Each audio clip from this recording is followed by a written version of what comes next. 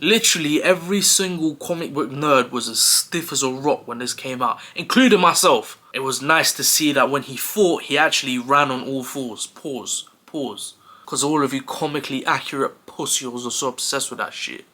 Yo, what is good my people, it's your boy Nick, aka your Slice of Fuji and Spice, blessing your screens yet again with another video. Now for those of you who haven't seen my last video, make sure you do me a fucking huge ass favour and go run it up now. It is my review on the Netflix hit TV series Supercell, so obviously make sure you go run that up as well. Now this review is going to be on the long awaited movie Deadpool and Wolverine. And for those of you who haven't seen it, spoiler alert, because we're going to spoil some bullshit, pussy. But before I get into it guys, as always, make sure you hit that like and subscribe button and turn on bell notifications for more content. Now it takes place after the event of Deadpool 2 where essentially the entire timeline gets reset. Now in this film, the TVA are very heavily influenced in the plot. And for those of you who don't know, the TVA are essentially a group of people that are responsible for maintaining multiple timelines in the MCU. Now this film basically follows Wade Wilson aka Deadpool being recruited by the TVA in order to save his own timeline. The reason being is because Deadpool's timeline has actually lost his anchor being, and in this case that anchor being is Wolverine, specifically the 2017 Wolverine that died in the film Logan. And with no anchor being in the timeline, Wade needs to sort this shit out. Now let's get straight into the things that I messed with. First and foremost, Hugh Jackman and Ryan Reynolds did an amazing job portraying Wolverine and Deadpool. These actors were made for their roles, and yet again they did not disappoint at all whatsoever. And I'll probably go as far as to say that aside from Logan, this version of Wolverine has easily been Hugh Jackman's best portrayal of the character.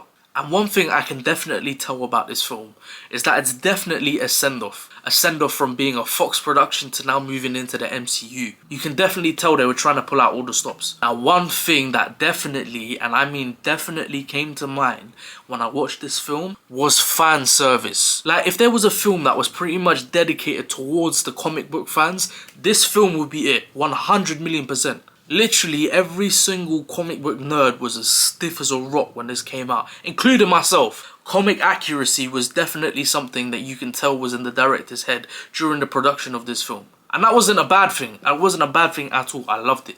I loved it. And it was almost drowned in fan service that it almost made me forget about the plot. And boy, let me tell you about the plot. And as much as I fuck with Hugh Jackman and Ryan Reynolds, the plot was weak as fuck. It was just so cliche and typical. I personally never really was a fan of the Loki series where the whole plot essentially revolved around saving the timeline. Like I couldn't give two fucks about that, I'll be honest with you. I didn't care about it then and I didn't really care about it now.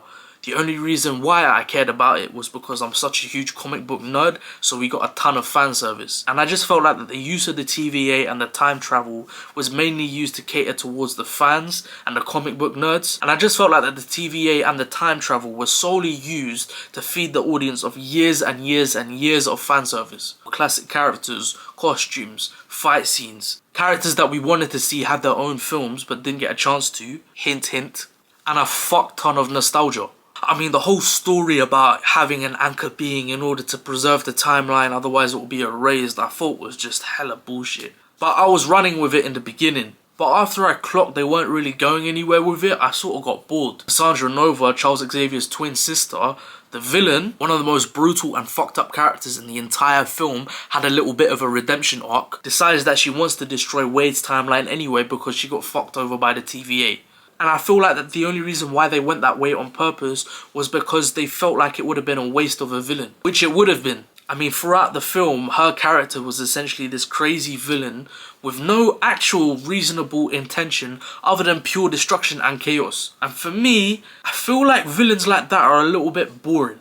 And before people get onto me and start saying shit like, oh, Heath Ledger's Joker was the same and was all about chaos and destruction, but you don't say the same thing about him. Well, his character wasn't the same. Heath Ledger's Joker just wanted to prove that everybody could be as bad and as fucked up as him. And it would have been nice to see some of the characters from the last films like Negasonic Teenage Warhead, Colossus, maybe even Fire Fist. But at the same time, I do understand they would have been juggling multiple characters and plot lines at the same time. I personally feel like in this film, there was more value in its fan service than there was in the actual plot. And it's not something I'm necessarily mad at, but it would have been nice to see a better plot as well. Because I remember in the first and second films, there was a shit ton of fan service, but we got decent plots as well. The first one was essentially a love story. The second one was a love story with an element of time travel. And this one just felt like a bit of a farewell. And I'm not going to turn around and say that I didn't enjoy the fan service. I thought it was amazing. It was nice to see Hugh Jackman finally in the yellow and blue suit. It was nice to see that when he fought, he actually ran on all fours. Pause. But if you read about the comics, you know about Wolverine and how he actually moves.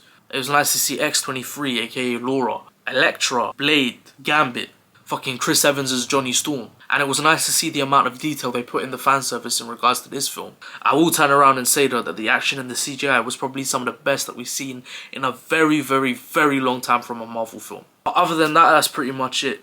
I am actually looking forward to seeing what they've got in store for us in regards to the X-Men, because now Deadpool, Wolverine and the X-Men have officially moved to the MCU. It will be interesting to see what they come up with. I know we're going to get an X-Men film and a Wolverine film, and I did hear that apparently Daniel Radcliffe will play said character. So it'll be interesting to see what he does with that, because all of you comically accurate pussies are so obsessed with that shit. But let me know what you guys think in the comment section below. I've been your boy Nick. Bless.